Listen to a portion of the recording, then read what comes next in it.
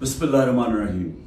میرے پاکستانیوں، مجھے آج خوف ہے کہ پاکستان اس راستے پہ نکل گیا ہے جو ہمارے ملک کی تباہی کا راستہ ہے. اور مجھے خوف آ رہا ہے کہ اگر ابھی حکمت نہ استعمال کی گئی، اگر ابھی اپنے عقل کا نہ استعمال کیا، تو ہم شاید وہاں پہنچ جائیں جدھر یہ ٹکڑے ہم واپس جمع نہیں کر سکیں گے اپنے ملک کے. میں سب سے پہلے آپ سب کے سامنے ایک چیز رکھنا چاہتا ہوں کہ اس سب کے پیچھے ہے کیا. یہ جو 1 سال سے ایک افراتفری ملک میں مچی ہوئی ہے، ایک پورا زور لگا ہوا ہے کہ کسی نہ کسی طرح عمران خان کا راستہ بند کیا جائے کہ یہ ملک کے لیے بہت برا ہے، اس کو نہیں آنے دینا چاہیے. اگر الیکشن بھی نہ ہو، آئین بھی ٹوٹ جائے، کوئی سپریم کورٹ کو بھی ذلیل کیا جائے، لیکن اس کو نہیں آنے دینا. اس کے پیچھے ہے کیا؟ میں ذرا آپ کو پہلے یہ گراف دکھا دوں. یہ جو آپ کے سامنے ہے، یہ ذرا گراف دیکھیں. یہ ہے سروے کا رزلٹ. یہ سروے کا رزلٹ میں یہ ذرا ادھر دیکھ لیں کہ 70% اس وقت تحریک انصاف کی مقبولیت ہے پاکستان میں. باقی ساری پارٹیز کی ملا کے بھی تو جو مقبولیت ہے، ان سب کو اب خوف ہے کہ الیکشن اگر آ گئے تو یہ ہار جائیں گے. اب یہ پی ڈی ایم کی جماعتوں نے تب سے فیصلہ کیا ہوا ہے کہ الیکشن بھی نہیں لڑنا، کیونکہ الیکشن اگر ہو گیا تو عمران خان آ جائے گا، اور اگر عمران خان آ گیا تو ان کو یہ نہیں فکر کہ ملک کو اچھا ہوگا یا برا ہوگا. ان کو فکر یہ ہے کہ انہوں نے اربوں روپے کے اپنے کرپشن کے کیس معاف کروا لیے، اور ان کو ڈر یہ لگا ہوا ہے کہ جو 30 سال سے محنت سے انہوں نے پیسہ چوری کا اکٹھا کر کے باہر رکھا ہوا ہے، کسی طرح اس پیسے کے اوپر یعنی وہ محفوظ رہے. اور خطرہ عمران خان سے ہے کیونکہ باقی تو سب ملے ہوئے ہیں. اب اس کی وجہ سے یہ سارا ملک تباہی کے راستے پہ جا رہا ہے کہ صرف اس خوف سے کہ ہمارا آپ کے پیسہ نہ یا کہ این آر او نہ واپس لے لے، بس یہ وجہ ہے کہ یہ آمنے سامنا کھڑا کر رہے ہیں ملک کی سب سے بڑی جماعت اور ملک کی فوج. اور یہ کامیابی سے یہ کر رہے ہیں کیونکہ یہ پرانے 30 سال کے پرانے سیاستدان ہیں. یہ جا کے وہاں ڈراتے ہیں ان کو کہ سر وہ آپ کو ہٹا دے گا آ کے. میں بار بار کہہ بیٹھا ہوں کہ میں اداروں کے اندر انٹرفیئر نہیں کرتا، میں کہہ بیٹھا ہوں، بار بار پیغام پہنچا بیٹھا ہوں، لیکن وہاں سے ڈراتے جی آ کے ہٹا دے گا آپ کو، فوج میں انٹرفیئر کرے گا. اگر انٹرفیئر کرنا ہوتا، جب مجھے پتا تھا کہ پچھلا آرمی چیف میرے خلاف سازش کر رہا تھا، آخری مہینوں میں مجھے آئی بی کی ساری رپورٹ تھی، تب میں اسے ہٹا دیتا. کیونکہ میں نہیں چاہتا تھا کہ ایک ادارہ جو کہ بچا ہوا ہے، باقی اداروں کو تو انٹرفیئر کر کے ہم نے تباہ کر دیا ہے، میں یہ نہیں چاہتا تھا وہ تباہ. اور میں آج ذرا پہلے تو یہ پی ڈی ایم کے اوپر بعد میں آتا ہوں، میں ذرا فوج کے اوپر بات کر لوں. دیکھیں، میں نے ساری دنیا میں اپنی فوج کا کیوں دفاع کیا؟ کیونکہ میرا تو انٹرنیشنل تھا، میری تو آواز باہر جاتی تھی. جب بھی کچھ ہوتا تھا، خاص طور پہ وار آن ٹیرر میں، تو جب پاکستانی فوج کو دوگلا کہا جاتا تھا، برا بھلا کہا جاتا تھا، تو میں ایس نون فیس تھا. تو مجھے یہ C N N, B B C کتنے میرے انٹرویوز کیے. آپ میرے سارے باہر انٹرویوز سنے. جس طرح میں نے اپنی فوج کا دفاع کیا، اس کو ڈیفینڈ کیا، مجھے ایک اور پاکستانی بتائیں جس نے انٹرنیشنل میڈیا پہ کیا. یہاں تو خیر ہم کہیں یہاں تو کوئی مسئلہ نہیں ہے، باہر جدھر پوری ایک باہر کی لابیز بیٹھی ہوئی ہیں جو چاہتے ہیں کہ پاکستان کی فوج کمزور ہو، انہوں نے پوری کیمپین چلائی ہوئی تھی. تو مجھے یہ فخر اس لیے ہے کہ میں نے اس لیے نہیں کیا کہ مجھے کوئی فوج نے کوئی چیز دے دینی تھی، میں نے اس لیے کیا کہ میں ایک آزاد آدمی ہوں. میں غلامی کبھی کسی کی قبول نہیں کی. مجھے جتنی مجھے دعوتیں تھیں کہ باہر رہ لو، جتنے میرے کنیکشنز تھے, جو جتنا مجھے عزت ملتی تھی, برطانیہ کی میں بات کر رہا ہوں, میں نے تو کبھی نہیں سوچا کہ میں اپنے ملک کے علاوہ کہیں رہ سکتا. میں ہمیشہ اس چیز کا جیسے جب بڑا ہو رہا تھا چاہتا تھا کہ کبھی ہم وہ غلامی نہ کریں جو میرے ماں باپ کی, ہمارے بڑوں نے کی تھی, انگریز کی غلامی. یہ میرے بچپن میں میرے سے تھا, میں نے کبھی کسی کی غلامی نہیں کی. لا الہ الا اللہ, کسی انسان کے سامنے میں نہیں آج تک جھکا. تو میں سمجھتا تھا کہ کسی اور باہر کے ملک میں رہنا, میں جو مرضی کر لوں, میں سیکنڈ کلاس سٹیزن ہوں, وہ میرا ملک تو نہیں ہے. میرا ہمیشہ یہی تھا کہ میں پاکستان, پولیٹکس میں بھی آیا جس آدمی کو ضرورت ہی نہیں تھی پولیٹکس, اللہ نے سب کچھ دے چکا تھا.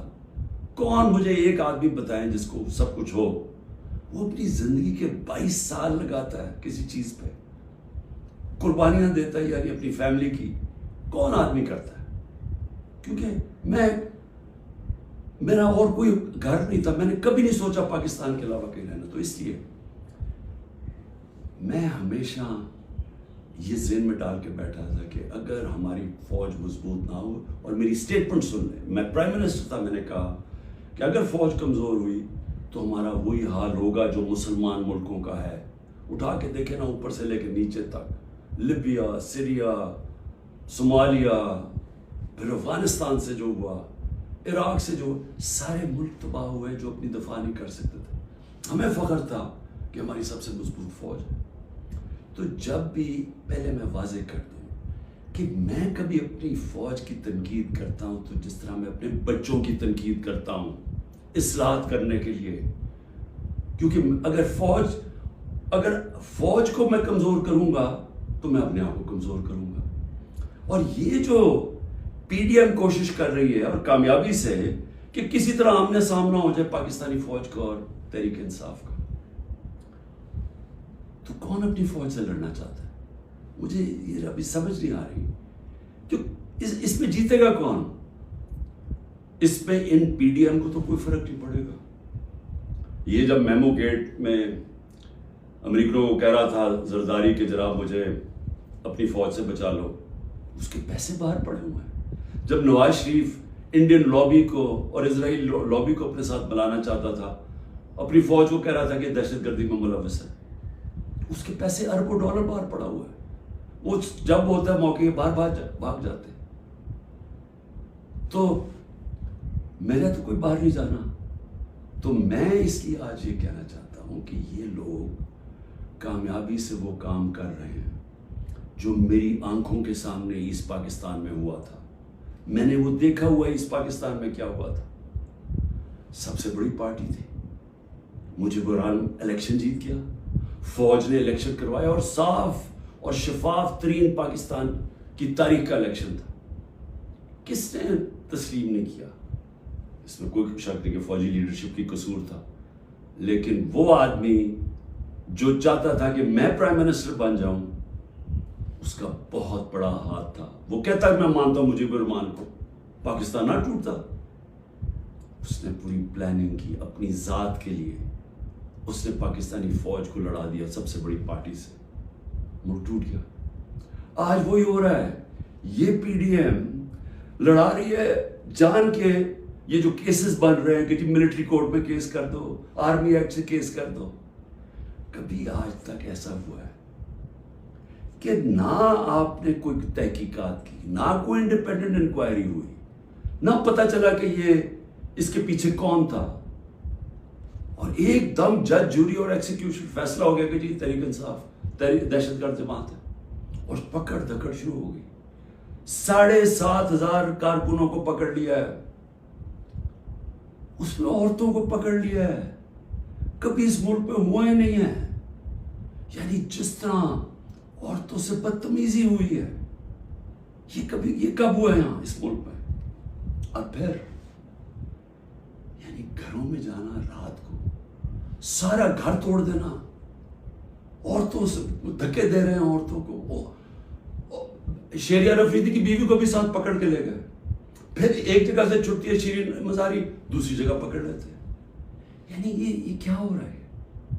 یہ تو اپنے ملک میں نفرتیں پھیلائی جا رہی ہیں. یہ تو جان کی ایسے مجھے لگ رہا ہے کہ میں کوئی خواب دیکھ رہا ہوں، گنونا خواب، جس کے اندر ایک ملک کی تباہی دیکھ رہا ہوں سامنے۔ یہ کون سا ملک اجازت دیتا ہے اپنی اس طرح کی تباہی کرنے کے لیے صرف ان چوروں کی خاطر؟ میں آج رائے پوچھنا چاہتا ہوں، مجھے یہ بتائیں، تحریک انصاف 27 سال سے ہے، مجھے ایک جگہ بتائیں کہ عمران خان نے کہا ہو کہ کسی قسم کا آپ قانون توڑیں، قانون کے باہر چلیں، آئین کے باہر چلیں؟ مجھے ایک دفعہ ایک سٹیٹمنٹ میری بتائیں 27 سال میں، مجھے ایک میرے لیڈر کی سٹیٹمنٹ بتائیں جو میرے نیچے ہے، جو میری پارٹی کے لیے وہ کہے کہ جناب توڑ دو، گھراؤ کرو، جلا دو۔ ایک جگہ بتائیں۔ مجھے یہ بتائیں کہ جب 25 مئی کو، اچھا اس سے پہلے چلیں، 9 اپریل کو مجھے نکالا پچھلے سال، 10 اپریل کو لاکھوں لوگ سڑکوں کے اوپر نکلے، کسی نے کوئی کچھ کیا؟ کس نے کوئی جلایا گرایا کچھ کیا؟ سب کو پتا تھا کس نے نکالا ہے، کچھ ہوا؟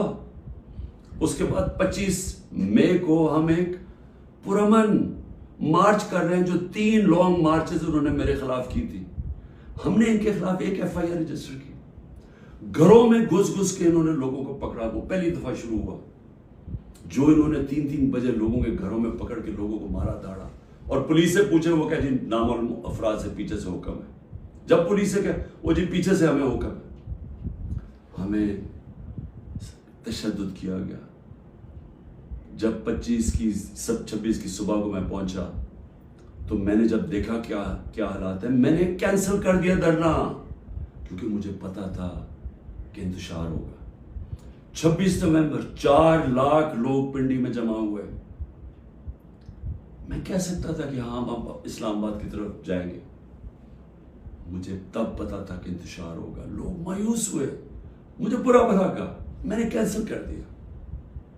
8 مارچ الیکشن ریلی نکال رہے ہیں، الیکشن اناؤنس ہو گیا ہے، پرمیشن مل گئی ہے پولیس سے، ریلیز آ رہی ہیں، ایک دم ساری جگہ police, water cannons, tear guessing.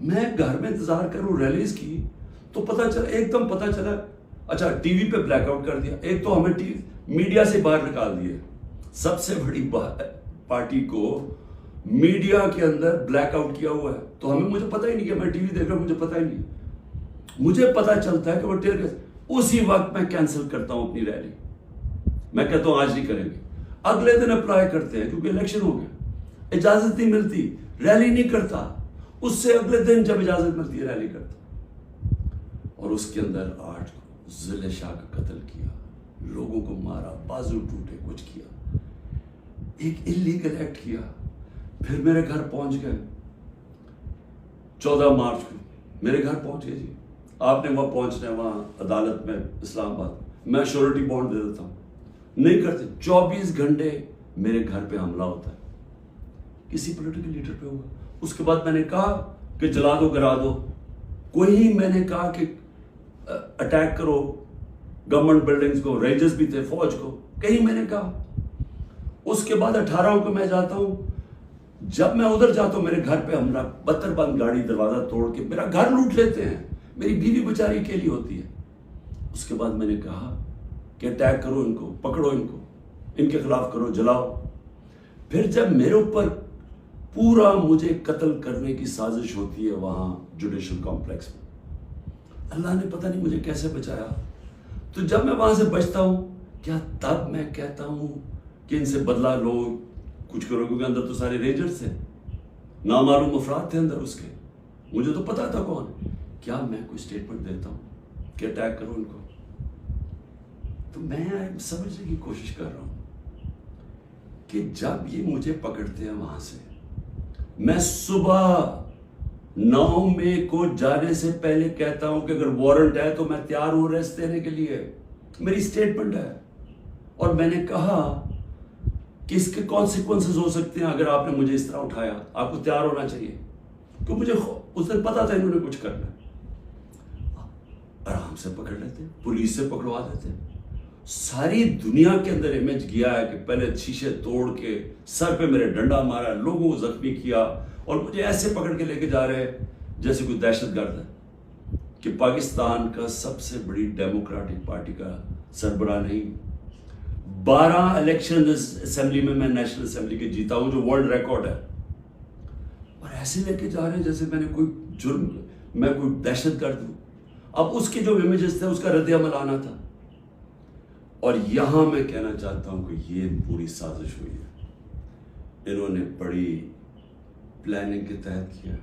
ہمارے پاس اب ساری ایویڈنس آ گئی ہے, ہم عدالت پہ جانے لگے کہ جوڈیشل کمیشن بنائی جائے, تحقیقات کی جائے کہ ایک پارٹی نے اتنی اپنی طویل سٹرگل میں جب اس نے کبھی وائلنس کی طرف گئی نہیں ہے تو وہ ایک دم یہ کیسے جا کے جلانا شروع ہوگا. اور اس کو تو اس کے اوپر تو سب سے پہلے آئی جی پنجاب کو بلائیں, یہ جو جناح ہاؤس میں ہوا ہے. یہ ہم وہاں وہ لوگ بتا رہے ہیں, میں جب ادھر تھا پولیس لائنز کے اندر انہوں نے مجھے رکھا ہوا تھا, تو وہاں جب مظاہرین آئے تو وہ بھی اتنی دور تھے تو پولیس نے ان کے اوپر اٹیک کر دیا, شیلنگ کر دی. تو یہاں لبرٹی سے لوگ جا رہے ہیں ادھر, تو کدھر تھی پولیس؟ یہ کس نے کیا ہے؟ اگر اس کی صحیح تحقیقات ہو جائے تو پتہ چل جائے گا اس سازش کے پیچھے کون تھا, کون اس کو استعمال کرنا چاہتا تھا ایک پوری پارٹی کو بین کرنے کے لیے, قلعدم کرنے کے لیے. یہ جو 7,000 7,500 لوگ جیلوں میں ڈالا ہے, یہ پہلے سے پری پلان تھا. اس کو بہانا مار کے تو ساری پارٹی کو جیل میں ڈالنا تھا. اور پھر یہ جو لوگوں کو کہا جا رہا ہے کہ جی اب پارٹی چھوڑ دے, یا جو اناؤنسمنٹس ہیں, مجھے یہ سمجھ نہیں آ رہی کہ کیا جو یہ کر رہے ہیں ان کو سمجھ آ رہی ہے کہ یہ پاکستان کدھر جا رہا ہے. کیونکہ پی ڈی ایم تو چاہتی ہے یہ, وہ جو لندن میں بیٹھا ہوا ہے اس کو کوئی فرق نہیں پڑ رہا کہ ملک کا ادارے جائیں, آئین جائے, ملک کی فوج بدنام ہو, اس کو کوئی فرق نہیں پڑ رہا, کیونکہ اس نے خود فوج بڑی بدنام کی ہوئی ہے پہلے. اس کو نہیں فرق پڑ رہا. فرق ہم سب کو پڑ رہا ہے. یہ جن کا جینا مرنا ہے پاکستان میں, خوف ہمیں آ رہا ہے اس چیز کا. اور یہ مجھے افسوس سے کہنا پڑتا ہے کہ اس کے اندر اگر کوئی یہ سمجھ رہا ہے کہ یہ اسٹریٹجی سے کوئی سب سے بڑی پارٹی ختم ہو جائے گی, وہ پارٹی اس لیے نہیں ختم ہو سکتی. ذرا پھر سے یہ دیکھ لیں, جس پارٹی کے پاس 70% اس کی مقبولیت ہو ملک میں, آپ اس کو ختم نہیں کر سکتے. لوگ بھی چھوڑ دیں, یا لوگوں کو جو بھی کہیں ان کو چھڑوا بھی دیں کہ جی ہم نہیں جا رہے, پریشر ڈال کے, اس سے پارٹی نہیں ختم ہونے لگی. پارٹی کا ٹکٹ پھر بھی جیتے گا. یہ جو راستہ ہے یہ تو پاکستان کی تباہی ہے. اور صرف یہ جو باقی پی ڈی ایم جو ریلو کٹے ہیں, جن کا نہ ووٹ بینک ہے نہ کچھ ہے, جو مزے لے رہے ہیں اقتدار کے, یہ صرف یہ کی کوشش یہ ہے کہ فوج کو پاکستان کی سب سے بڑی پارٹی سے لڑایا جائے. یہ ہے سازش. سو میری آپ سے ریکویسٹ ہے, میرے اپنے پاکستانیوں سے, کہ دیکھیں یہ وقت ہے کہ ہم سب جاگیں کہ کیا ہو رہا ہے. یہ جو خوف اور ہراسہ پھیلایا جا رہا ہے, اس کا صرف ایک ہی مقصد ہے کہ لوگ چپ کر کے بیٹھ جائیں. یہ جو عورتوں سے کر رہے ہیں, یعنی میں پھر سے یہ کہنا چاہتا ہوں کہ مجھے تو ابھی سمجھ نہیں آ رہی کہ یہ ہم کون سی دنیا میں ہیں. ہمارے ملک, ہماری جو دین ہے, ہماری تو روایتیں, چادر اور چار دیواری, میں نے تو کبھی ایسا نہیں دیکھا. مجھے صرف ایک ہی چیز سمجھ آ رہی ہے کہ یہ کوئی خوف پیدا کرنا چاہ رہے ہیں. اور مجھے ڈر یہ ہے کہ اس کا بہت بڑا بیک لیش آنے والا ہے جو ہمارے ملک کو مزید اور نقصان پہنچائے گا. ابھی تک کوئی جو بات نہیں کر رہا, سرکاری بلڈنگز کی بات کر رہا, اور میں جب کہا ہم نے انشاءاللہ ہائی کورٹ میں جا رہے ہیں کہ جوڈیشل کمیشن فوری بنائی جائے, کیونکہ ہمارے پاس اب ثبوت آ گئے. ہر جگہ ہمیں لوگ نظر آئے جو ہماری پارٹی کے نہیں تھے, جن کے پاس بندوقیں بھی تھی, پسٹل بھی تھے, جو آگے کہہ رہے تھے کہ اٹیک کرو کور کمانڈر ہاؤس. میاں والی کے لوگ اتنے خوش تھے, وہ جو ہمارا جہاز چوک جیسے کہتے تھے, وہ کس سے چلا ہے؟ وہ تو سارے ایک میرا کارکن کہہ رہا ہے کہ جب ان کو پتا چلا انہوں نے روکنے کی کوشش کی. کوئی نامعلوم افراد تھے. اس میں تحقیقات ہونی چاہیے. جس طرح جناح ہاؤس. ریڈیو پاکستان کیسے جل گیا؟ آپ دیکھیں مظاہرہ کہیں اور ہو رہا ہے، ریڈیو پاکستان ادھر جل جاتا ہے، ادھر تو بندہ ہی نہیں کوئی ہوتا. اور آج کل تو فیس ریکگنیشن ہو سکتی ہے نادرا کے ذریعے، پتہ چل سکتا ہے کون ہے. تو اس کے لیے انڈیپینڈنٹ تحقیقات چاہیے. میں ذرا صرف ابھی گرا دوں، اب تک 25 لوگ شہید ہو چکے ہیں. دنیا میں 25 لوگ شہید ہو جائیں، کوئی سوچ رہا ہے کہ کس طرح پرامن احتجاج کرنے والوں کو گولیاں ماری گئی، سیدھی گولیاں ماری گئی ہیں. 25 اب تک شہید ہو چکے ہیں، اور سب سے زیادہ خطرناک 700 لوگ اس وقت گولیوں کی وونڈ سے گولیاں لگی ہوئی جن کو ہسپتالوں میں 700. اب تک 7,500 ہمارے کارکنوں کو جیلوں میں ڈالا ہوا ہے، 7,500، جس میں نے کہا خواتین کی بھی ایک تعداد ہے، اور ہمیں سب سے زیادہ خوف ہے کہ ان سے بڑا برا برتاؤ کیا جا رہا ہے. اور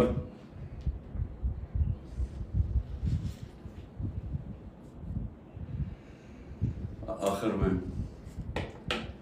میں نے ابھی سنا ہے کہ جناب 40 دہشت گرد میرے گھر میں ہیں جن کو میں نے پناہ دی ہوئی ہے، اور کہا جی کہ ہم ان کے اوپر کوئی گھر کے اوپر کارروائی ہوگی 40 دہشت گرد کو پکڑنے کے لیے.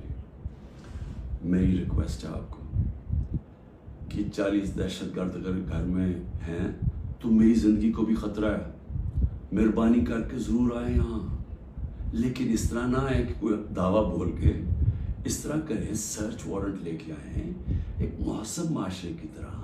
آئیں کہ کوئی نام تو دیں یہ دہشت گرد ہے کون، اور آئیں ہم آپ کو ساری دکھا دیتے ہیں گھر میں کدھر ہے، کتنے دہشت گرد ہیں. شاید میرا ہی فائدہ کروا دیں گے کہ اگر کوئی چھپا ہوا وہ دہشت گرد ہے. لیکن اس کو ایک بہانہ نہ بنائیں. جس طرح ہمارے لوگوں کو پکڑ رہے ہیں، جس طرح اس کو استعمال کیا گیا ہے تحریک انصاف کے اوپر کریک ڈاؤن کرنے کا، اس کو بھی استعمال نہ کریں کہ جس طرح کہ جی عمران گھر 40 دہشت گرد چھپے ہوئے ہیں تو حملہ کر دو. تو اس لیے میں آج سب کو کہہ رہا ہوں کہ اس وقت اس کو اور آگے نہ بڑھائیں، کیونکہ یہ بڑھتی جائے گی، کدھر تک جائے گی بات.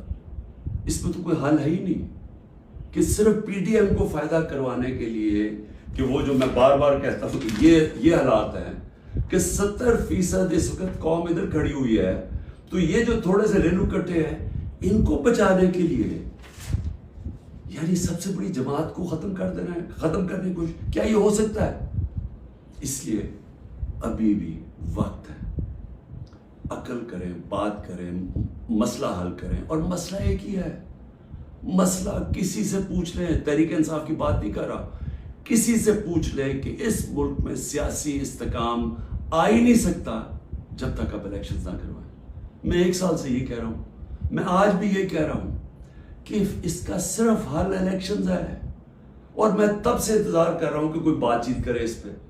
جن لوگوں سے ہم بات کرتے ہیں وہ الیکشن کا نام ہی نہیں سننا چاہتے، وہ عجیب باتیں کرتے ہیں کہ جی اکتوبر اور اس سے آگے چلا جائے. تو وہ تو یہ تو ہونا ہی نہیں. اگر یہ آج 70 ہے تو یہ اور بڑھ جائے گا آگے، لیڈ اور ان کی بڑھ جائے گی. تو انہوں نے تو الیکشن نہیں کروانا. تو جو کروا سکتے ہیں، میری آج آپ سے اپیل ہے، اس ملک کو بچائیں اور الیکشنز کروائیں. شکریہ. کتنا Well, the police have literally cut my house off from all directions. So people who want to visit me, they have to actually go through the police checkpoints. So, it means there's going to be yet another operation. I have had about 3 or 4 operations on my house. But this time the government announced that there were 40 terrorists holed up in my house. And that was going to be the pretext.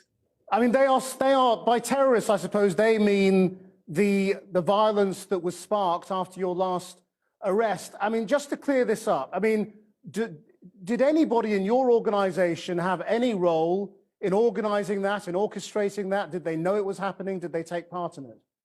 What were the events? I'm picked up, my people are beaten up, I get hit on my head by the military. What are the Rangers belong to the military. inside the High Court of Islamabad.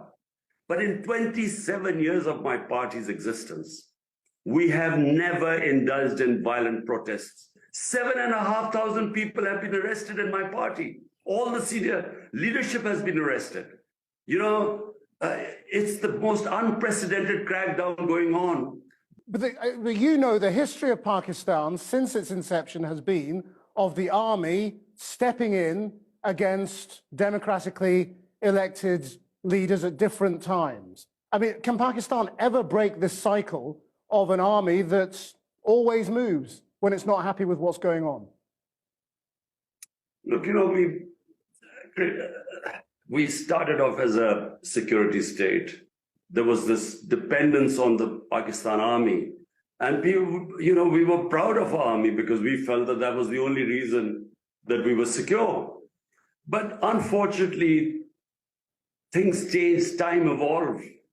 It no longer is the time where you can have a hybrid system where the power belongs to the military and the responsibility belongs to the elected prime minister.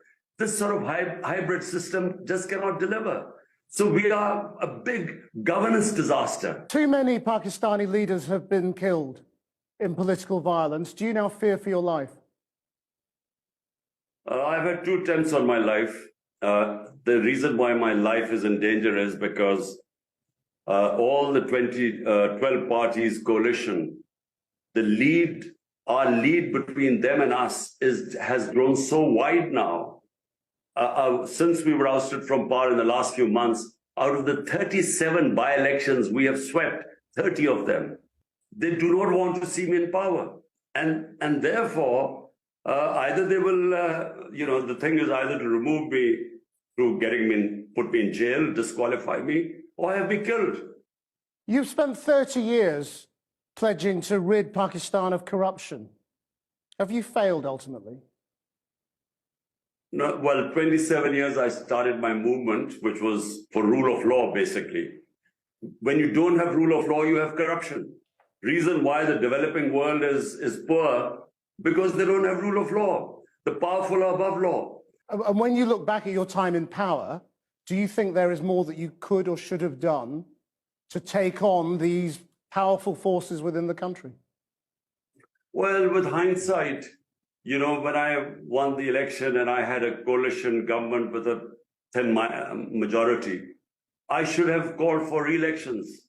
I should not have, taken on that government because, look, if you want to bring about a change and reform and take on the vested interest, which means bring the powerful under the rule of law, answer is, if you want to bring about a change and rule of law in a country, you must have a clear mandate from the people so that gives you the power to make the reforms. Imran Khan, thank you very much indeed. Thank you for your time. Well, our foreign affairs correspondent, Secunda Kermani, is in Pakistan for us now. What's the latest and what happens if he is arrested again? Well, Krishnan, the latest we're hearing from outside Imran Khan's house is that there are still some police who are stationed there, but the number has been reduced. It doesn't seem as if they're going to make an attempt to enter that house tonight, although, of course, the situation is fluid. Imran Khan, for what it's worth, does have bail in all the cases he's currently facing. He's, in fact, due in court tomorrow. Certainly a major crackdown against his supporters has been taking place in recent days, with thousands of them detained. We've seen these bizarre scenes where some senior politicians from his party have been arrested, then ordered to be released by the courts, only to be detained once again almost immediately by the security forces. The military here has said that it's going to try some of those accused of taking part in the unrest in its own courts. And, well, many people believe that ultimately it's the military that's driving this crackdown, which has an element of irony to it, because prior to this, well, the military was accused of supporting Imran Khan when he was in government and supporting a crackdown on his political opponents, the people who make up the current government. Now, the big question really is, how can this current standoff be resolved? Because at the moment, it seems as if neither side wants to back down. Secunda Kermani in Islamabad.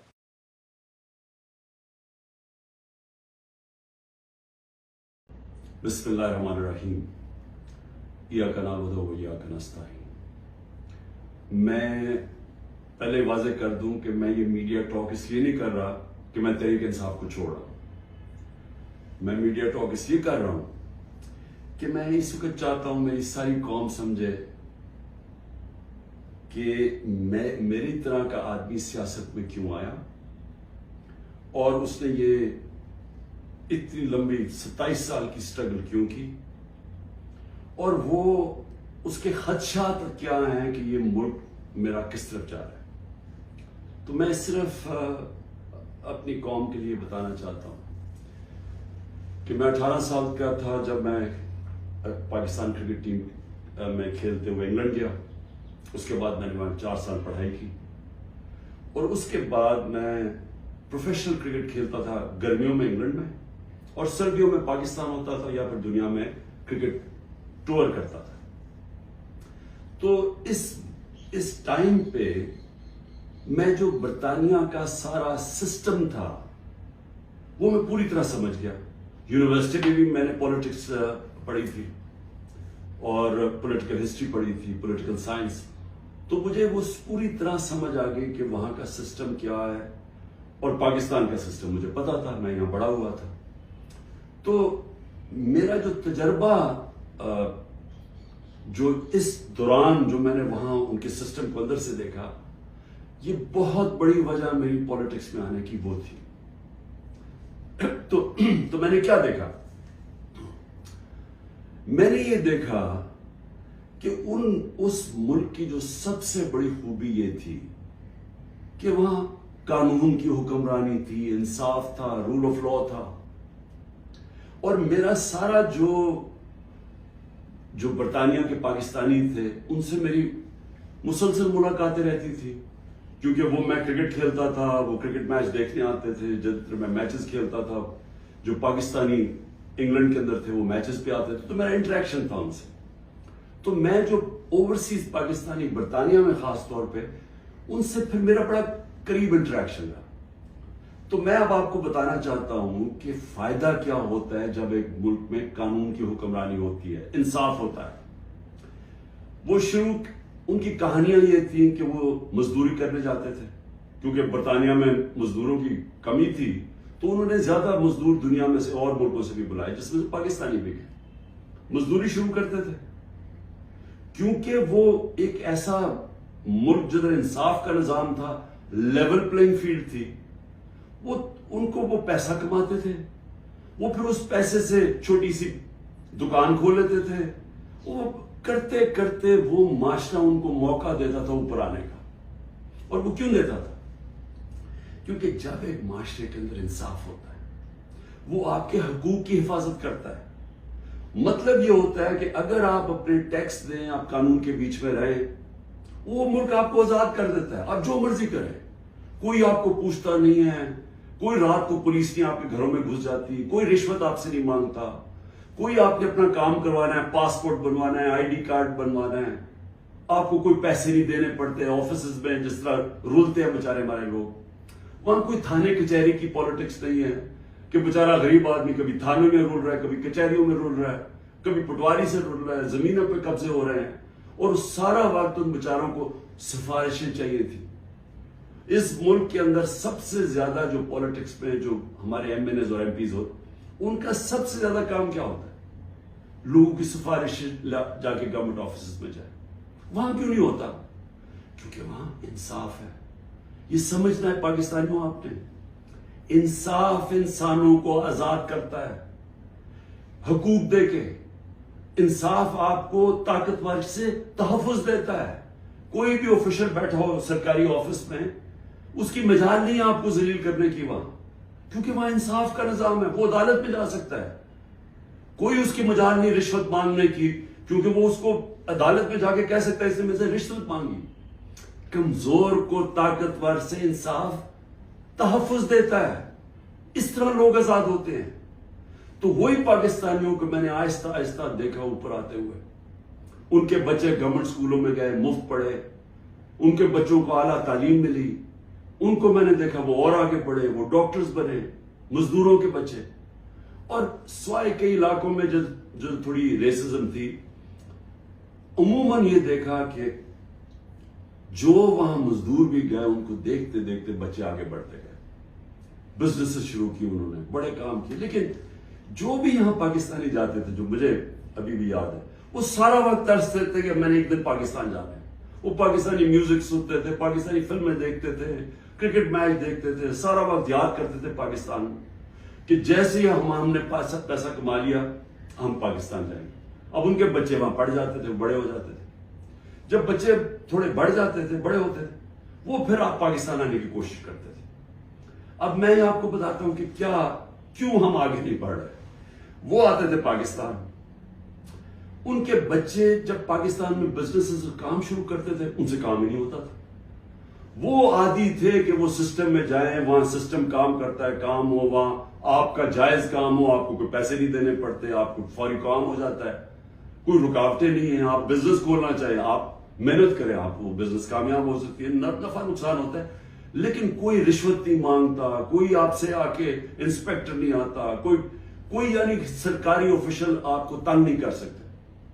یہاں کی ان کو مشکل پڑ گئی. وہ تھوڑی دیر آتے تھے، کوشش کرتے تھے، تھوڑی دیر کے بعد ملک سے باہر واپس رہ ہی نہیں سکتے تھے. کرپٹ نظام میں ایک وہ نظام جدھر انصاف نہیں ہے وہ نہیں گزارا کر سکتے تھے. وہ بیچارے ماں باپ واپس چلے جاتے تھے انگلینڈ. کئیوں کو میں جانتا ہوں انہوں نے پیسہ اکٹھا کیا، محنت کی، 15-20 سال سرمایہ کاری، اتنا سرمایہ اکٹھا کر کے پاکستان آ کے بزنس کھولی. وہ اس نظام میں ان کی بزنس نہیں چلتی تھی، یہاں رشوتیں دینی پڑتی تھی، یہاں ہر سسٹم یعنی سسٹم میرٹ کو اجازت نہیں دیتا آگے بڑھنے کے لیے کیونکہ انصاف نہیں ہے. اور وہ یہاں تباہ ہو کے میں نے دیکھا لوگ یہاں فراڈ ہوئے، ان سے ہر جگہ زمینوں پہ قبضے ہوئے، ان کے گھروں پہ قبضے ہوئے. جب وہ واپس آتے تھے پیچھے قبضہ ہو جاتا تھا. تو ہوتا کیا تھا، وہ سارے پھر واپس چلے جاتے تھے. اور آخر میں یہ ان کو پتا چلا کہ پاکستان میں ہم بزنس نہیں کر سکتے. اب 1 کروڑ پاکستانی ہے. اب یہ ذرا آپ نے سننا ہے، 1 کروڑ پاکستانی باہر بیٹھا ہے. صرف برطانیہ امریکہ میں جو 16,000 پاکستانی امریکن ڈاکٹرز ہیں، 16,000، ان کی نیٹ ورتھ جو ان کی ٹوٹل ان کی جو دولت ہے 16,000، 200 ارب روپیہ ارب ڈالر ہے. 200 ارب ڈالر ان کی نیٹ ورتھ ہے. جو 10 پاکستانی سب سے امیر ہیں اس وقت امریکہ میں، پاکستانی امریکنز، 25 ارب ان کی نیٹ ورتھ ہے ڈالرز. صرف جو پاکستانیوں کو یہاں سمجھتے ہیں کہ یہاں حالات اچھے نہیں ہیں، جنہوں نے دبئی میں، اس میں حلال کا بھی پیسہ حرام کا بھی ہے، صرف دبئی میں انہوں نے جو پراپرٹیز لی ہوئی ہیں 20,000 پاکستانیوں نے، وہ 10.4 ارب ڈالر کی پراپرٹیز لی ہوئی ہیں. ہم 6 ارب کے پیچھے، ڈالر کے پیچھے، IMF کے پیچھے بھاگ رہے ہیں. تو میں یہ صرف آپ کو کیوں بتا رہا ہوں، ہمارا ملک اللہ نے ساری نعمتیں دی ہوئی ہیں اس کو. ایسا ملک دنیا میں نہیں ہے. ہر قسم کی یعنی 12 موسم ہے، اوپر سے نیچے جائیں بدل جاتا ہے، ملک بدل جاتا ہے، اس میں ہر کچھ اگ سکتا ہے. زرخیز زمین ہے، اس کو ہم صحیح استعمال نہیں کر پا رہے. لیکن جب تک ہم انصاف کا نظام نہیں ٹھیک کرتے، ہم اس ملک میں اس دلدل میں گھس رہے ہیں. سو میں اب آپ کو بتاؤں کہ میں نے جب یہ پاکستانیوں سے جو برطانیہ میں تھے، کیونکہ میرا اصل میں کرکٹ کھیلتا تھا، میں نے آپ کو بتایا میرے ان سے رابطہ تھا، تو تب میں نے فیصلہ کیا کہ ہم پاکستان کے اندر جب تک یہاں ایک انصاف کا نظام نہیں آتا ہمارا ملک آگے نہیں بڑھ سکتا. کیونکہ اتنا بڑا سرمایہ کاری ہو سکتی ہے اوورسیز پاکستانی سے، لیکن وہ آتے نہیں ہیں پاکستان میں. وہ صرف اپنی ریمیٹنس بھیجتے ہیں، جو اصل تو سرمایہ کاری سے ملک اوپر جاتا ہے. تو میں نے پھر تحریک انصاف بنائی 96 میں، اور اس کا نام تھا انصاف کی تحریک. اس کی نظریہ کیا تھا؟ اسلامی فلاحی ریاست. وہ نظریہ کدھر سے لیا؟ جو قرارداد پاکستان ہے، آبجیکٹو ریزولوشن ہے، جس میں مدینہ کے ریاست، اس کے اوپر طرز کے اوپر انہوں نے اسلامی فلاحی ریاست لکھی. کیونکہ اسلامی فلاحی ریاست ہمیشہ مسلمان مدینہ کی ریاست کی طرف سوچتا ہے، وہ دنیا کی تاریخ کی پہلی فلاحی ریاست ہے۔ ہم نے اس کا وہ آبجیکٹو رکھا کہ یہ ہمارا گول ہے، اور میں نے اپنی پارٹی لانچ کر دی۔ اب میں یہ اس لیے آپ کو بتایا کہ ہمارا جب تک ملک اس چیز کو سمجھتا نہیں ہے کہ ہم نے اس ملک میں قانون کی حکمرانی قائم کرنی ہے، اس کے بغیر پاکستان کا کوئی فیوچر نہیں ہے۔ اگر ہم یہ نہیں سمجھتے تو ہم یہ جو تباہی کی طرف تیزی سے ہمارا ملک جا رہا ہے، ہم اس کو روک سکتے۔ میرے پاس ابھی اعداد و شمار ہیں جو اس موجودہ حکومت نے پرنٹ کیے ہیں، میں ابھی آپ کو وہ بتاؤں گا کہ ایک سال میں ہوا کیا ملک میں۔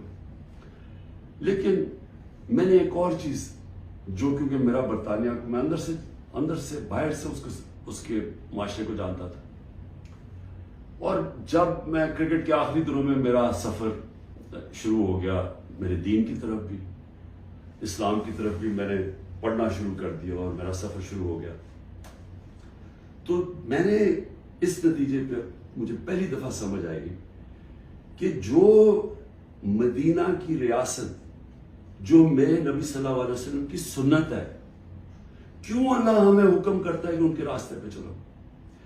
کیونکہ اللہ نے نبی صلی اللہ علیہ وسلم کو رحمت للعالمین کا خطاب دیا ہوا ہے، سب انسانوں کے لیے رحمت بن کے آئے تھے۔ اس کا مطلب کوئی بھی انسانی معاشرہ اس مدینہ کے ریاست کے اصولوں پہ چلے گا، اوپر آ جائے گا، ادھر خوشحال ہو، اللہ کی برکت آ جائے گی۔ آج آپ صرف یہ دیکھ لیں کہ مدینہ کی ریاست کن اصولوں پہ کھڑی ہوئی تھی؟ سب سے پہلے عدل اور انصاف۔ عدل اور انصاف کا مطلب یہ حقوق، انسانی حقوق، ہر انسان کے جب اس کو حقوق ملتے ہیں وہ آزاد ہو جاتا ہے، اس کو طاقتور سے تحفظ مل جاتا ہے، اور انسانوں کو حقوق دے کے پھر فلاحی ریاست بنائی کہ ایک ریاست میں انسانیت کا نظام، کہ ایک ریاست کمزور کا ذمہ داری لے اپنے کمزور طبقے کی، غریب کی، بیواؤں کی، معذوروں کی، یتیموں کی، بوڑھوں کی پینشنز نکلی مدینہ کی ریاست میں، یہ پہلی دفعہ ہوا تھا۔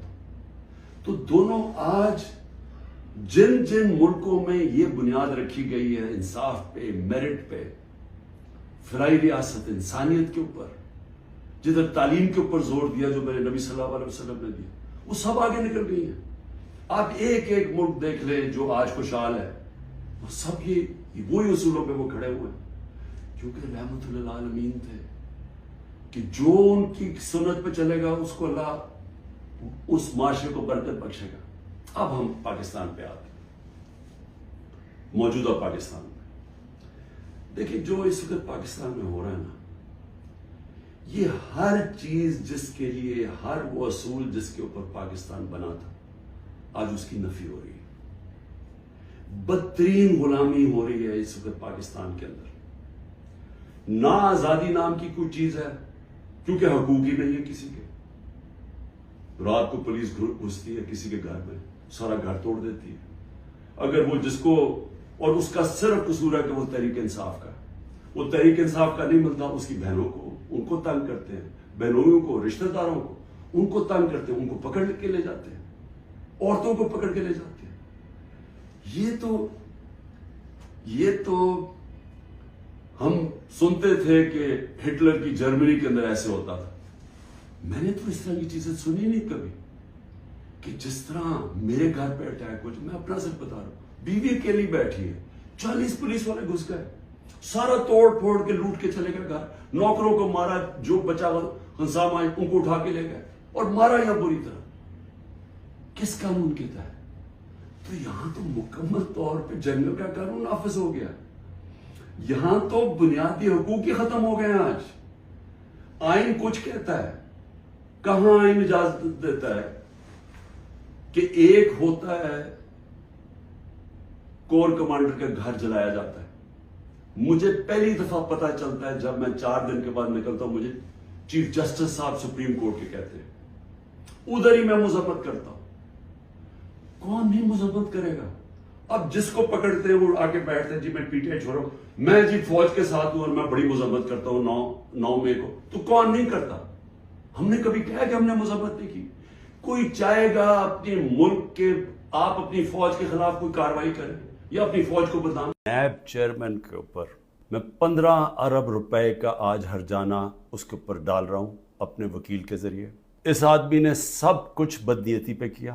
اس نے میرے فنڈامنٹل رائٹس، میرے جو بنیادی حقوق جو میرا آئین دیتا ہے، اس کی خلاف ورزی کی.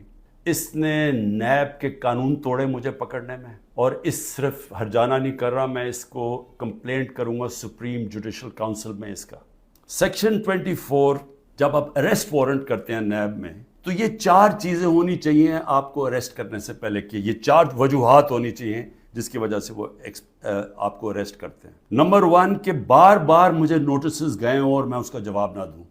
مجھے نوٹس ہی نہیں کسی نے بھیجا تو میں جواب کیا دیتا؟ تو پہلا غلط. دوسرا کہ میں مفرور ہوں، کہ میں بھاگا ہوا ہوں. میں عدالت کے اندر بیٹھا ہوا، میں مفرور کیسے ہوں؟ میں تو ہائی کورٹ کے اندر بیٹھا ہوا تھا، وہ بھی غلط. تیسرا کہ میں ایویڈنس کو چینج کر رہا ہوں. ایویڈنس ساری گورنمنٹ کے پاس پڑی تھی.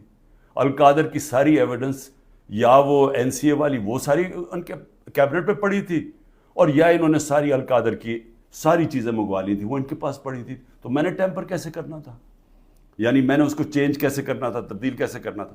اور پھر بار بار ایک چیز کرتا جائے آدمی، ریپیٹ کرتا جائے ایک جرم، پھر اٹھاتے ہیں. تو ان 4 میں سے بتائیں کہ کون سی میں نے غلطی کی تھی جو مجھے انہوں نے ایک دہشت گرد کی طرح جس طرح مجھے انہوں نے اٹھایا ہے. یہ 4 ایک پوائنٹ بھی نہیں میٹ کر رہا تھا. اس کے علاوہ جس طرح انہوں نے مجھے اٹھایا، میں اس لیے ہرجانہ کر رہا ہوں کہ انہوں نے ساری دنیا میں خبر گئی کہ عمران خان کو کرپشن کیس پہ اٹھا لیا.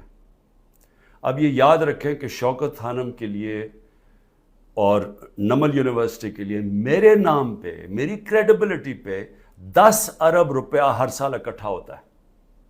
اور اس کے علاوہ جو کراچی کا ہسپتال بن رہا ہے وہ 30 ارب کا ہے. یہ تیسرا ہسپتال ہے. اور پھر نمل یونیورسٹی کی ایکسپینشن ہو رہی ہے، اس کے لیے پیسہ اکٹھا کر رہا ہوں. تو ایک آدمی کی جب ساری دنیا میں آپ نے اس طرح غیر قانونی طور پہ کیا، تو ساری دنیا میں پیغام کیا گیا کہ عمران خان کسی کرپشن میں ملوث ہے، اور اس کی وجہ سے متاثر ہو سکتی ہیں یہ اربوں روپے کے جو میں ہر سال پیسے اکٹھے کرتا ہوں. اس لیے میں نے اس کے اوپر ہرجانہ کیا، اور اسی لیے میں صرف یہاں نہیں، میں سپریم جوڈیشل کاؤنسل میں اس کی کمپلینٹ کروں گا. یہ بدنیتی کے اوپر ہوا، یہ چھپا کے انہوں نے کیا، یہ پہلے سے پلان تھا. یہ انہوں نے مجھے ذلیل کرنے کے لیے کیا ساری دنیا کے سامنے. آرام سے بھی اٹھا لیتے، پولیس آ کے مجھے پکڑ کے لے جاتی، وارنٹ دکھاتی.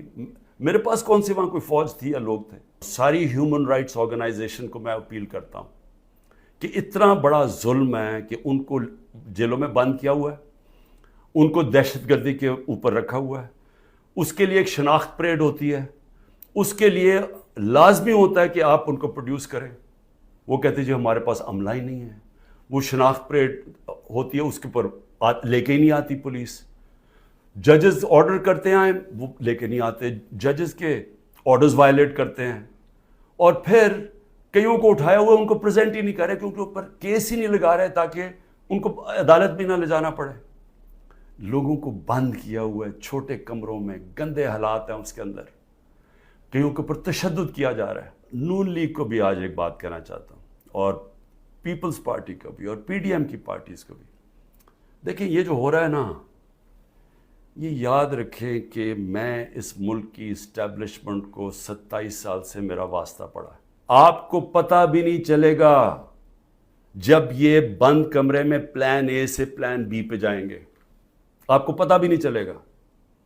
تو جو آج آپ چپ کر کے یہ دیکھ رہے ہیں، یہ ظلم جو ہو رہا ہے، یہ آپ یہ سمجھ جائیں کہ یہ جب چینج ہوگا، کیونکہ چینج ہونا ہے، کیونکہ گورنمنٹ تو فیل ہو گئی ہے، اکانومی گر گئی ہے. یہ اگر آپ سمجھتے ہیں پی ڈی ایم والوں کہ آپ بڑی دیر بیٹھے رہیں گے یہاں، میں آپ کو یقین دلاتا ہوں کہ جب پلان بی بنے گا، ہو سکتا ہے آپ ادھر پھنس جائیں. جو آج ہمارے سے ہو رہا ہے ہو سکتا ہے آپ سے بھی یہ ہو. اور یہ مجھے یہ کہنا کہ جی ہمارے زمانے میں یہ ہوا تھا، اس سے بڑا جھوٹ کوئی بول نہیں سکتا. مجھے یہ بتائیں کہ ہمارے زمانے میں کب یہ ہوا تھا؟ کتنے لوگوں کو تشدد کیا گیا جیل میں؟ کتنے گھر توڑ کے اندر گھس کے عورتوں کے سامنے اٹھا کے لے گئے؟ اگر وہ آدمی نہیں ملا تو ان کے رشتہ دار اٹھا کے لے گئے. کتنے گھروں میں ایسے ہوا تھا؟ مجھے یہ آج تک بتائیں کہ ہم نے کتنے دہشت گردی کے کیسز کیے تھے. مریم نواز نے جا کے جب پتھراؤ کروایا تھا نیب کے اوپر, کتنے دہشت گردی کے کیسز ہوئے تھے. کس کے اوپر اس طرح کے 150 کیسز کیے گئے جو میرے پہ 4 کیسز میرے اوپر کیے گئے ہیں کرمنل کیسز, جب میں نظر بند تھا 4 دن وہاں نیب جیل میں. تو جس طرح کی یہ آپ حرکتیں کر رہے ہیں اور یہ ہونے دے رہے ہیں حرکتیں, اور یہ کہہ کہ جی ہمارے زمانے میں یہ ہوتا تھا, یہ سمجھ جائیں کہ یہ بڑی جلدی چینج ہو سکتا ہے. یہ ابھی آپ بڑے خوش ہیں کہ جی تحریک انصاف, اس لیے نہیں کہ ہم نے آپ سے کوئی ظلم کیا تھا.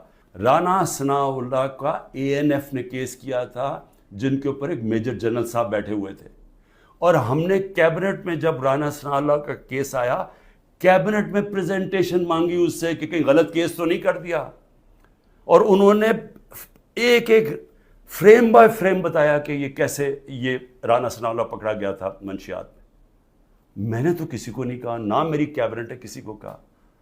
تو اس لیے یہ کہنا کہ آپ کے زمانے میں بھی کچھ تھا, ہمارے زمانے میں کچھ نہیں تھا. الیکشن جب ہوں گے, یہ میری آج پیشن گوئی مان لیں, جو مرضی کر لیں آپ, جیتنا تحریک انصاف نے انشاءاللہ. تو جب ہم آئیں گے, میں آج آپ کو انشاءاللہ ہم جب آئیں گے, میں آپ کو ابھی بھی یہ کہتا ہوں, میرے سے جو کیا ہے میں تو ان کو معاف کر دوں گا. مجھے قتل کرنے کی جنہوں نے کوشش کی میں معاف کر دوں گا, کیونکہ میں جو امتی ہوں وہ نبی صلی اللہ علیہ وسلم کا ہوں. ورکر جب نکلیں گے وہ ڈیمانڈ نہیں کریں گے کہ جن سے ظلم کیا گیا. تو اتنے انتہا پہ جو آپ لے کے جا رہے ہیں, یہ یاد رکھیں کہ کہیں پلان B بن گیا تو آپ اسی جگہ پہ پھنس جائیں گے. اگر عمران خان کا ٹی وی چینلز پہ نام نہیں لے سکتے تو اب میں سوچ رہا ہوں کہ ٹی وی چینلز پہ گفتگو کیا ہوگی شام کو. میں اور بھی سوچ رہا ہوں کہ اس کا مطلب مریم نواز کی تو اب تقریریں دکھائی نہیں سکیں گے, کیونکہ اس کی تقریر ہی ختم ہو جائے گی اگر اس میں عمران خان کا نام نہ ہوا. یعنی اس طرح سے کیا ملک میں کیا لوگ اتنے بیوقوف ہیں کہ اگر آپ یہ نہیں کریں گے تو اس سے وہ بھول جائیں گے لوگ PTI عمران خان کو. رات میری بھانجی کا خامد جس کا کوئی تحریک انصاف سے تعلق نہیں ہے, اس کا جو باپ اور فیملی وہ ساری نون لیگ میں ہے, اس کو کل رات اٹھا کے لے گئے. تو ایک بہن کے گھر میں چھاپے مارے ہیں انہوں نے گھر جا کے. تو یہ جو ساری حرکتیں ہیں, کیا اس سے عمران خان پیچھے ہٹ جائے گا؟ اور پھر میں نے ایک کمیٹی بنائی جس میں پرویز خٹک اور اسد کیسر تھے. ان کو دعوت ملی جی کہ ہاں اسٹیبلشمنٹ سے کیا ہے ہمارے سے بات چیت کریں. وہ ادھر جاتے ہیں, ادھر ان کو سیف ہاؤس میں بٹھا لیتے ہیں. وہ بھی جب تک مجھے خبر آ رہی ہے ابھی وہ سیف ہاؤس میں بیٹھے ہوئے ہیں. انہیں کہہ رہے ہیں کہ تب آپ کو ہم چھوڑیں گے جب آپ یہ کہیں گے کہ ہم تحریک انصاف سے ہم اس کو چھوڑ رہے ہیں, تحریک انصاف اور عمران خان کو. تو اصل میں یہ جب آپ یہ حرکت یہ جو کر رہے ہیں, کیا آپ کو سمجھ ہے کہ آپ لوگوں سے کیا پوچھ رہے ہیں جب آپ کہتے ہیں کہ آپ تحریک انصاف سے علیحدہ ہو رہے ہیں؟ کیا اندازہ ہے کہ یہ کہہ کیا رہے ہیں آپ یہ کہہ رہے ہیں کہ آپ پالیٹکس چھوڑ دیں, کیونکہ جس وقت جو اس وقت تحریک انصاف کو چھوڑے گا, یہ میں آج آپ کو رائٹنگ میں دے رہا ہوں کہ اس کو لوگوں نے ووٹ نہیں ڈالنی. میں نے 27 سال گراؤنڈ سے پارٹی بنائی ہے.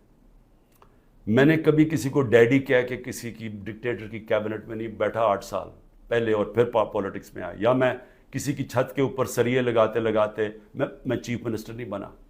میں نے 0 سے پارٹی شروع کر کے یہاں پہنچا. میں پبلک اوپینین کو جانتا ہوں. جس نے پبلک اوپینین کے اوپر آیا پاور میں وہ جانتا ہے, وہ سمجھتا ہے.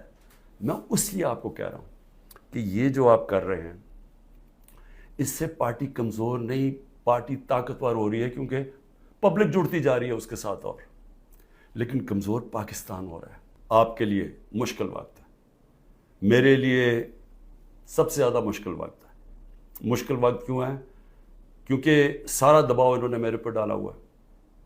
تو جب تک میں کھڑا ہوں, جب تک یہ سارے حربے استعمال کر رہے ہیں مجھے پکڑنے کے, کوئی نہ کوئی کیس میں تو پکڑ ہی لیں گے کیونکہ اتنے زیادہ کیسز ہیں, اور اگر میرے وکیل اب ڈرنا شروع ہو گئے ہیں تو میں خود تیاری کر رہا ہوں کہ میں خود ہی پھر مجھے اپنے کیسز عدالت میں جانا پڑے گا.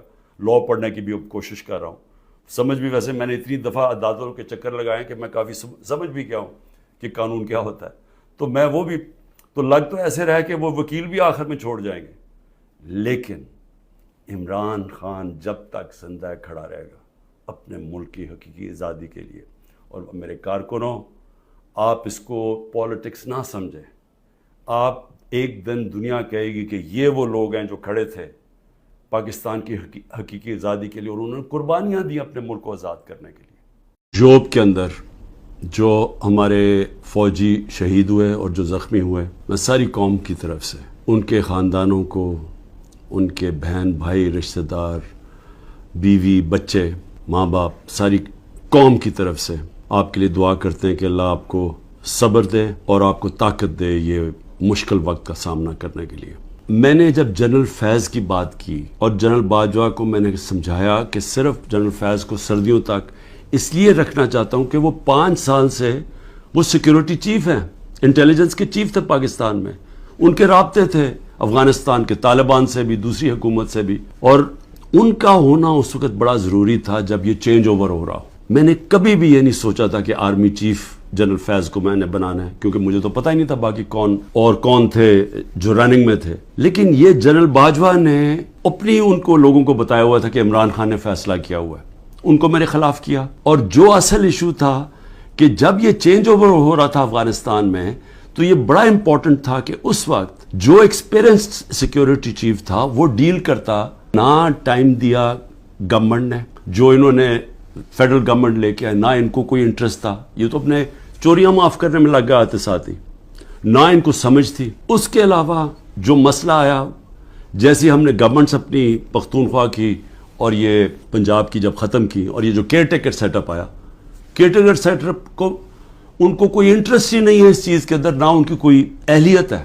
ہمارے لیڈرشپ سے یا وہ لوگ جو پکڑے ہوئے ہیں ان سے اپروور کیا بنا, اپروور کا وعدہ معاف گواہ کیا ہے کہ جی یہ کہیں کہ یہ عمران خان کے کہنے کے اوپر ہم نے یہ کور کمانڈر کے گھر میں حملہ کیا, اور وہاں جا کے یہ بھی سننے ہیں, ذرا سنیں بات, کہ وہاں جو کاغذات جو سیکرٹ فائلز پڑی تھی ان کو کسی طرح آگ لگانی تھی یا کیا کرنا تھا. عمران خان جو ایک آزاد انسان ہے وہ چاہے گا کہ اپنی فوج کمزور ہو جائے, اور فوج کمزور ہونے کا مطلب کہ ملک پھر ٹوٹ جائے, کیونکہ اتنا بڑا جو ہمارا ہمسایہ جو مضبوط ہوتا جا رہا ہے, تو ان کے تو آپ تھنک ٹینکس میں دیکھیں, ان کے تو تھنک ٹینک کہتے ہیں کہ پاکستان کو 3 حصے میں کر دو. سب پہلے تو یہ جو 164 کا بیان ہے, یہ اگر لکھوا بھی لیں گے لوگوں سے, کیا یہ قوم مان جائے گی؟ کیا 9 مئی کا قوم مان گئی ہے کہ یہ عمران خان نے ساری سازش کی تھی, یعنی اپنے اوپر یہ حملہ کروایا پہلے کمانڈو سے, اور اپنے آپ کو پھر اس نے جیل میں ڈلوایا, اور پھر وہ سارا پلان کے تحت اس نے فوج کے اوپر حملہ کروا دیا. کیا یہ قوم مان گئی ہے؟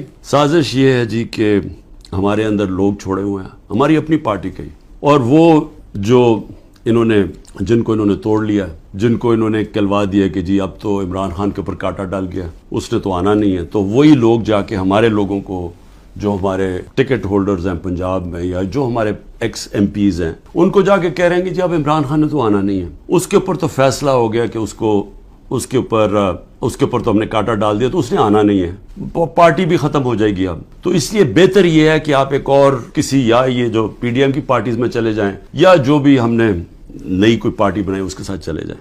میری 3 بہنیں, کچھ نہ کچھ ان کے اوپر, ایک بہن کے اوپر کرپشن کیسز ڈالے ہوئے ہیں, دوسرے کے بیٹے کے اوپر FIR کاٹ دیے ہیں, ایک کا بیٹا باہر چلا گیا, پاکستان سے باہر چلا گیا, تو ان سب کے اوپر کوئی نہ کوئی کیسز چل رہے ہیں, بیوی کے اوپر کیسز چل رہے ہیں. یہ کب تھا ہماری, مجھے بتائیں کہ ہماری پولیٹکس میں یہ کب ہم اتنے نیچے گرے تھے؟ شریف خاندان کا تھا کہ گھر کی عورتوں کے اوپر ہمیشہ اٹیک کرتے تھے. بے نظیر کی اور اس کی والدہ کی تصویریں انہوں نے لاہور کے اوپر نیچے پھینکی, گندی تصویریں. انہوں نے وہ جو ویڈیو ٹیپس, مریم ماہر ہے ٹیپس کے اوپر, وہ ٹیپس بنا لیتے ہیں, بلیک میل کرتے ہیں. یہ تو تھا ان کی روایت پرانی. اظہر ماشوانی ہمارے وہ سوشل میڈیا کا, اس کا بھائی کو 2 مہینے سے اٹھایا ہوا ہے. ہمارا جو علی اوان ہے ہمارے اسلام آباد سے جو MN ہے, ان کے بھائی کو, وہ ایک پروفیشنل ہے, اس کا تعلق ہی کوئی پارٹی سے نہیں ہے, اس کو اغوا کر کے لے گئے. شہزاد اکبر جو انگلینڈ گیا ہوا ہے, اس کے بھائی جو کہ نارمل نہیں ہے, اب نارمل ہے اس کا بھائی, اس کو اٹھا کے لے گئے, وہ غائب کیا ہوا ہے. یہ سب غائب کیے ہوئے ہیں. عمران ریاض, اب اس کا کیا تعلق تھا 9 मई के साथ, وہ غائب کیا ہوا ہے, اس کو بھی عدالت کہہ رہی ہے اس کو بلاؤ, وہ بھی نہیں آ رہا. یعنی کب پاکستان میں ایسے ہوا تھا کہ جو بھی طاقت میں بیٹھے ہوئے ہیں جو یہ سب کچھ کروا رہے ہیں, میں آپ سے ایک سوال پوچھتا ہوں کہ کبھی آپ نے سوچا ہے کہ اتنا زیادہ کسی کے ایک پارٹی کے اوپر آپ زور لگائیں اور ظلم کریں اور وہ پھر پارٹی نہ ٹوٹے؟ جی ایچ کیو کے اندر نواز شریف مینوفیکچر ہوا, ایک ٹیسٹ ٹیوب بیبی پیدا کی گئی پالیٹکس میں, وہ اس طرح پالیٹکس میں آیا تھا. تو تجربہ, میں صرف یہ کہہ رہا ہوں کہ جس آدمی نے زیرو سے پارٹی شروع کر کے 2 پارٹی سسٹم بریک کر کے آج اللہ کا کرم ہے سب سے بڑی پارٹی ہے پاکستان میں, تو کم از کم میرے ویوز ہی سن لیں, کیونکہ یہ جو بھی آپ حربے استعمال کر رہے ہیں یہ آپ کامیاب نہیں ہونے لگے. یہ جو ہمارے لوگ ہیں وہ اتنی مشکلات کے بغیر کیوں نہیں چھوڑ رہے ہیں کہ ان کو پتہ ہے کہ جب وہ چھوڑیں گے ان کی پالیٹکس ختم ہو جائے گی. ان کو پتہ ہے کہ ووٹر جو نیچے بیٹھا ہوا ہے وہ ووٹر کہہ رہا ہے کہ اگر آپ نے تحریک انصاف کے ٹکٹ کے اوپر نہ لڑے ہم آپ کو ووٹ نہیں دیں گے, میں تو اپنے نظریے کے ساتھ کھڑا ہوں. لیکن یہ انجینئرنگ سے ملک کو وہ نقصان ہوگا جو ہماری معیشت کوئی بھی نہیں سنبھال سکے گا. یہ کہا جا رہا ہے جی کہ لیول پلینگ فیلڈ تب ہوگی جب نواز شریف آ جائے گا, تو ساروں کی تو کرپشن کیسز ختم کر دیے ہیں, تو رہ کیا گیا اب؟ تو اس کو بلا لیں واپس, وہ کیوں نہیں آ رہا پاکستان؟ میرا ایک چیلنج ہے کہ جس حلقے سے بھی وہ کھڑا ہوگا میں اس حلقے سے کھڑا ہوتا ہوں, اور میں کوئی کیمپین بھی نہیں کروں گا. یہ ڈر ہے نا کہ عمران کو جیل میں ڈال دو, میں کیمپین بھی نہیں کرتا. لیکن میں آج آپ کو پاکستان کی عوام کی فیلنگ بتا رہا ہوں کہ یہ ملک بدل چکا ہے. یہ ملک کبھی بھی اس طرح کے لوگوں کو اب ووٹ نہیں دے گا. کسی وقت بھی یہ مجھے کسی چیز پہ بھی جیل میں ڈال دیں گے, تو میں چاہتا ہوں کہ جیل میں جانے سے پہلے جن چیزوں پہ یہ مجھے جیل میں ڈالنے کی کوشش کر رہے ہیں وہ میں آپ کے سامنے پہلے ہی لے آؤں, کیونکہ میں اگر جیل میں چلا گیا تو انہوں نے میڈیا تو پورا کنٹرول کر لیا. جو بڑے بڑے لوگ تھے جو میڈیا کی آزادی کے جہادی بنے ہوئے تھے وہ آج چپ کر کے بیٹھے ہوئے ہیں اور آرام سے ایک سرکاری میڈیا بن چکے ہیں ساری پرائیویٹ چینلز. تو مجھے کسی نے سنا نہیں ہے, ایک دفعہ میں اندر چلا گیا جیل میں, تو لہٰذا ضروری یہ ہے کہ میں آپ کے سامنے پہلے ہی چیزیں رکھتا ہوں جو یہ کوششیں ہو رہی ہیں, اور بڑی تیزی سے کوششیں ہو رہی ہیں کہ یہ جیل میں چلا جائے کیئرٹیکر گورنمنٹ کے آنے سے پہلے. اصل میں ان کو یہ سمجھ نہیں آئی کہ جتنی سائفر کے اوپر بات ہوگی, یہ جتنے بھی پاور میں بیٹھی ہوئی ہیں پی ڈی ایم کے لیڈرز اور جو پرانے آرمی کے چیف جنرل باجوہ, یہ جتنی بھی سائفر کے اوپر تحقیقات ہوں گی ان کے اوپر انگلیاں آئیں گی. مظلوم تو میں تھا اور میری گورنمنٹ تھی. سائفر کس کے لیے پیغام تھا؟ وہ پیغام اسی کے پاس تھا نا جس کے پاس پاور تھی, جس کے پاس ایجنسیز تھی, جو ان سب کو بھیڑ بکریوں کی طرح ادھر لے جا سکتا تھا دوسری طرف اور گورنمنٹ کرا سکتا تھا. وہ جنرل باجوہ تھا. تو میں نے بڑی کوشش کی تب بھی کہ اس کے اوپر تحقیقات ہوں. میں نے پہلے ایک کمیٹی بھی بنائی جس پہ جنرل طارق کو ہم نے اس کا ہیڈ بنایا. لیکن یہاں اتنی طاقت ہے ایک آدمی کے پاس کہ وہ جنرل طارق جیسے آدمی نے بھی کہا کہ نہیں جی میں یہ اس کمیٹی کا ہیڈ نہیں بن سکتا. پوری کوشش کی گئی سپر کنگ نے کہ کسی نہ کسی طرح دب جائے بس سائفر کی, اس کے اوپر بات ہی نہ ہو. میں اس لیے کہہ رہا ہوں کہ یہ بار بار سائفر کو لے کے آتے ہیں تو وہ انگلیاں تو ادھر ہی جانی ہیں سپر کنگ کی طرف. جب قاسم سوری نے اڈجرن کی اسمبلی اور یہ کہا کہ سائفر میں واضح ہے کہ مداخلت ہوئی ہے پاکستان کے اندر, اور میں اس لیے اڈجرن کر رہا ہوں کہ پہلے اس کے اوپر تحقیقات ہو, انکوائری ہو کہ کیا یہ سائفر اس کے پیچھے کیا تھا. انکوائری میں تو پتہ چلنا تھا کہ سازش ہوئی ہے یا نہیں ہوئی. تو اس نے جب وہ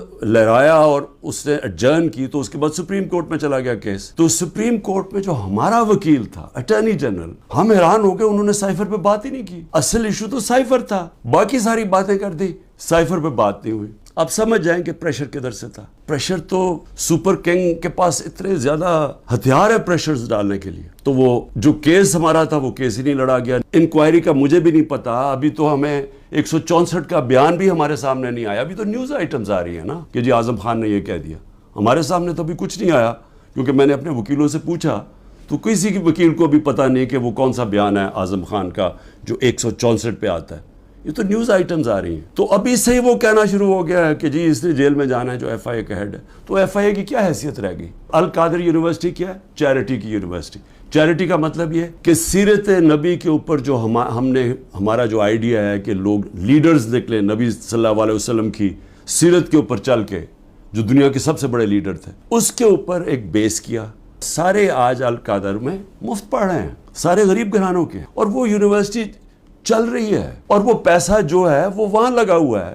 اس میں عمران خان کا کیا ذاتی فائدہ ہے؟ اس پہ مجھے یہ سمجھا دیں کہ مجھے کدھر سے فائنینشیل بینیفٹ ہوا ہے. یعنی اگر پوچھنا ہے فائنینشیل بینیفٹ تو دیکھیں کہ ملک ریاض نے بلاول ہاؤس بنایا یہاں لاہور کے اندر, ذرا دیکھیں کتنے اربوں روپے کا بنا ہے. وہ دیکھ لیں کہ جو لنڈن کے اندر جو ملک ریاض کا 190 ملین پاؤنڈ آیا, جو آج سپریم کورٹ میں پڑا ہوا ہے, تو اس میں سے 50 ملین پاؤنڈ انہوں نے گھر خریدا ہے لنڈن میں حسن شریف سے, نواز شریف کے بیٹے سے. یہ پوچھیں کہ 18 ارب روپیہ, کم از کم 17-18 ارب روپیہ ہے. 18 ارب روپے کا نواز شریف کے بیٹے کے پاس پیسہ کدھر سے آئے؟ پیسہ بھی یہاں پڑا ہے. اگر وہ کہتے ہیں غلط مد میں آ گیا, وہ گورنمنٹ آف پاکستان میں, بھئی آپ پیسہ پڑا ہوا ہے سپریم کورٹ میں, آپ انہیں کہیں کہ وہاں ادھر ٹرانسفر کر دیں, لیکن ثابت کرنا پڑے گا کہ کیا یہ پیسہ منی لانڈرنگ کا تھا یا نہیں. عمران خان کے اوپر کیا الزام ہے؟ میں جب تحقیقات میں کہ جی وہ جو انہوں نے اسیس کیا تھا, وہ جو آپ نے جو اس کی قیمت تھی گفٹ کی, وہ انہوں نے کم دکھائی ہے. بھئی اگر انہوں نے کم دکھائی ہے, وہ لوگ ابھی بھی بیٹھے ہوئے ہیں, ان سے پوچھیں کہ وہ کم دکھائی ہے. میں تو ان میں سے کسی کو نہیں جانتا. مجھے تو جو ملٹری سیکٹری آ کے بتاتا ہے کہ جی یہ قیمت ہے, یہ آپ نے دینا, میں اسی کے مطابق چلا. جو بھی ہے میرا سارا کچھ ڈکلیئرڈ ہے, سارا کچھ ایف بی آر کے پاس ریکارڈ ہے, ساروں کے اوپر جو بھی میں نے اگر کسی کو بیچا اس کے اوپر ٹیکس دیا ہوا ہے وہ ریکارڈ ہے, سب کچھ ان کے پاس پڑا ہے. کیس ہے کیا؟ وہ کیس ٹرائل پہ چل رہا ہے, جج صاحب بڑی تیزی میں ٹرائل چلا رہے ہیں, سب جوڈس ہے, میں اس کے اوپر بات نہیں کروں گا, لیکن میں یہ ضرور چاہوں گا کہ ایک فیئر ٹرائل میں رہے, موقع ملے موقف رکھنے کا, اور میں یہ ثابت کروں گا کہ اس میں کوئی چیز بھی میں نے غیر قانونی نہیں کی. نیب چیئرمین کو بھی میں ذرا سوچ رہا ہوں کہ ان کا ضمیر شاید جاگ جائے اس چیز پہ. نواز شریف مرسیڈیز سب سے مہنگی گاڑی ہوتی ہے, بی ایم ڈبلیو اور مرسیڈیز مہنگی ترین گاڑیاں ہیں, وہ گاڑی خریدتا ہے جو کہ اس کو اجازت ہی نہیں ہوتی. 6,36,000 روپے میں سب سے مہنگی گاڑی مرسیڈیز 6,36,000 پہ لیتا ہے. پہلے تو کیا اس کی قیمت دیکھی, کوئی مرسیڈیز اتنی سستی آتی ہے, یعنی اس کی قیمت دیکھیں 42 لاکھ, کوئی مرسیڈیز پاکستان میں 42 لاکھ کی آتی ہے, تو اس نے صرف 6,36,000 دیا اس کا. تو پہلے تو چوری تھی کیونکہ آپ گاڑی نہیں نکال سکتے. پھر ذرا قیمت دیکھ لیں. میں اور بھی ویسے یہاں قیمتیں میں دیکھ رہا ہوں کہ میرے سے نیب والے پوچھ رہے تھے کہ جی آپ نے یہ بڑی آپ نے سستی چیزیں لی ہیں, مجھے تو پتہ ہی نہیں تھا, لیکن ذرا یہ میں ایسی میری نظر پڑ رہی تھی, ایک پرلز کا نیکلس وہ سوچیں صرف 27,000 دے کے لیا نواز شریف نے.